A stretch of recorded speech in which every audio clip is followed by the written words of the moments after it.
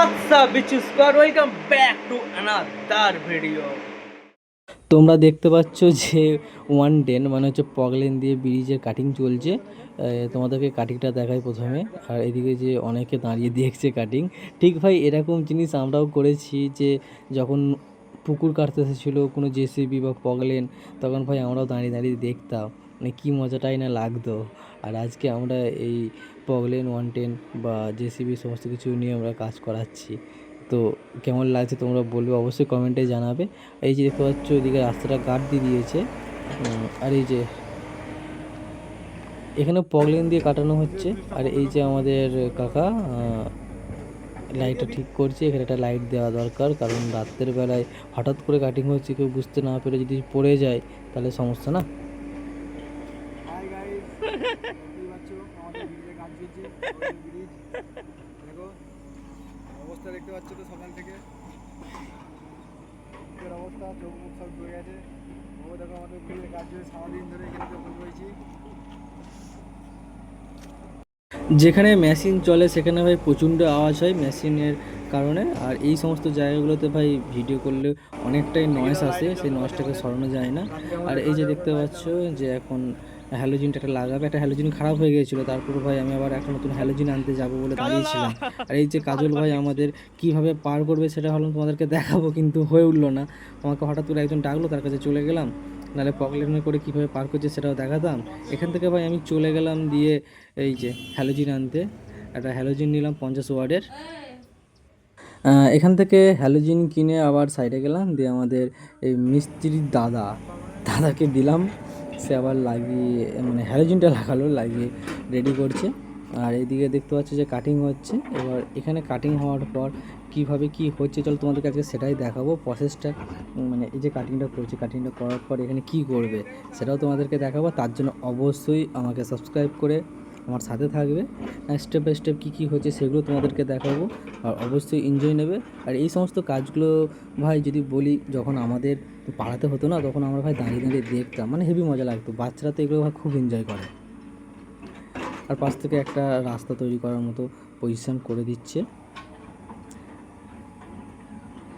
এই যে তোমরা দেখতে পাচ্ছ যে কাটিংটা কীভাবে করছে। আর এটা সবথেকে বড় ব্যাপার হচ্ছে এই চারদিকে ঘুরতে পারে, এক জায়গাতে দাঁড়িয়ে চারদিকে ঘুরতে পারে। আর এই যে রাস্তাটা তোমার এদিকে ব্লক করে দিয়েছে।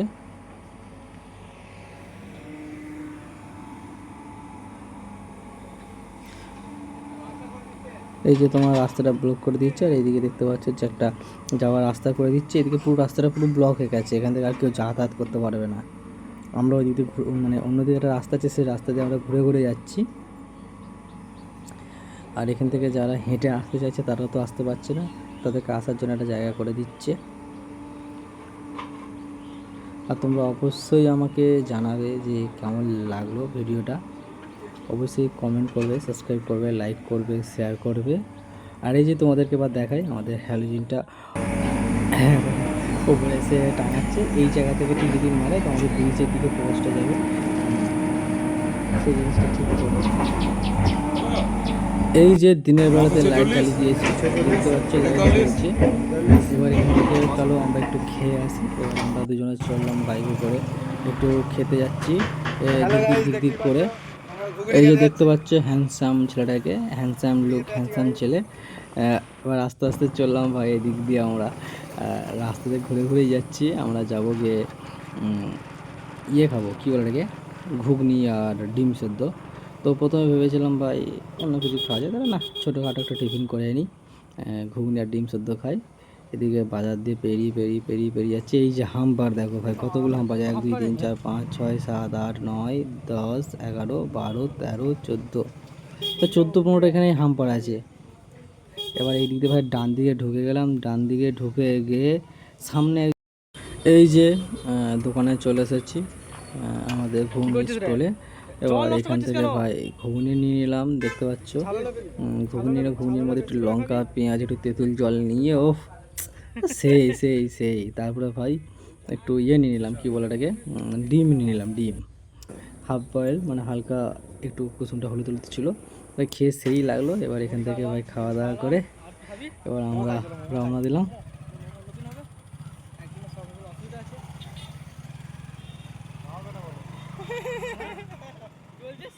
খাওয়াবে না বলো? অন্যদিন খাওয়াবো।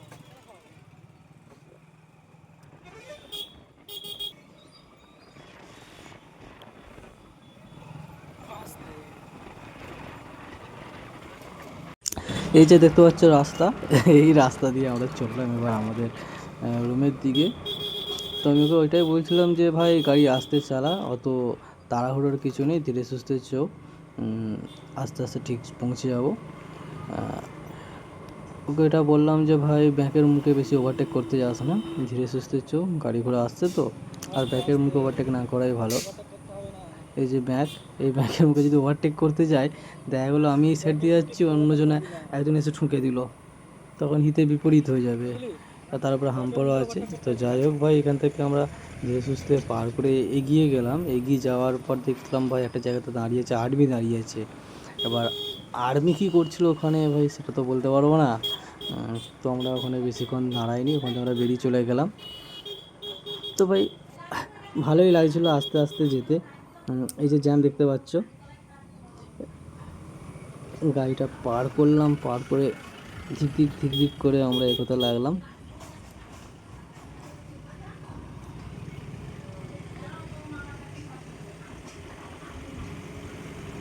এই যে দেখতে পাচ্ছ আর্মিগুলো দাঁড়িয়ে আছে, আর্মি আর পুলিশ দুজনেই ছিল। আর্মি পুলিশ তো একসাথে থাকে না, ওটা মেবি পুলিশেরই কোনো একটা ইউনিফর্ম হবে। তো যাই হোক, আমরা এই গ্রামের ভেতর দিয়ে চলে যাচ্ছি। দেখতে পাচ্ছ তোমরা, তোমাদেরকে আর বলার কিছু নেই। ইয়ো হানি সিং, এই যে কাকা ঠান্ডা বিক্রি করছে, ঠান্ডা ঠান্ডা।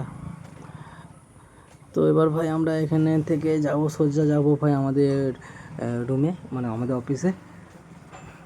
তো অফিসে গিয়ে ভাই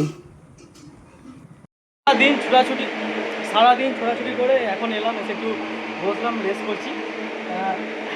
সকাল থেকে মানে এই ভোর 6টা থেকে ছোটাছুটি হয় দুজনায়, দেখেছি মুখগুলো দেখে দুজনকার মুখ একটু কালো হয়ে গেছে ছোটাছুটি করে। বসে আছি এখন, খেয়ে দিয়ে বসলাম, এবার হিসাবপত্র করবো, করে সবাইকে ছাড়বো। এখন মনে হচ্ছে ভাই বিছানাকে শুয়ে পড়লেই বাঁচি, পারছি না, হয়ে উঠছে না, ঠিক না।